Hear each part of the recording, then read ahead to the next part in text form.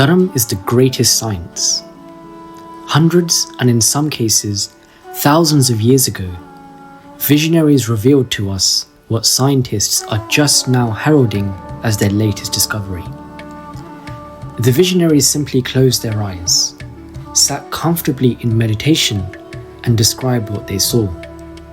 They did not have to spend huge sums on research or waste battery cell power. We human beings have many powerful brain cells. Once they are developed through meditation, we can observe the entire universe, from the microscopic to the vast expanse of the cosmos. What is meditation? Concentrating on something, researching it, looking deeply into it until you reach a conclusion. Whether you are conducting scientific research or meditating and having visions, both are a matter of inner concentration. The stronger and clearer your mind, and the more you are able to focus your thoughts, the better scientist you will become. Likewise, the clearer your mind and the greater your power of concentration, the better saint you will become. Worry, fear, and pressure should not enter, for they will torture your mind. In reality, meditation is our mind's defense. It keeps out the bad and develops the good. Actually, scientists are only proving what has already been revealed. Our country's ancient religious texts had already told us that some stars are so far away that it will take tens of millions of years for their rays to reach the earth. 500 years ago, while in meditation, Guru Nanak once said, "This sun you see is not the only sun. There are tens of millions of suns. This moon is not the only moon. There are tens of billions of such bodies."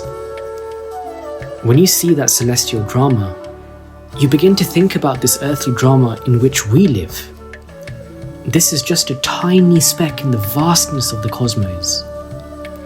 Sometimes a scientist becomes worried when the parts of his research do not fit together. At that point, he needs the help of an enlightened one to share his store of knowledge and clear the obstruction in the scientist's mind. Then his research can move forward. The scientist knows about the elements, but sometimes they may confuse him.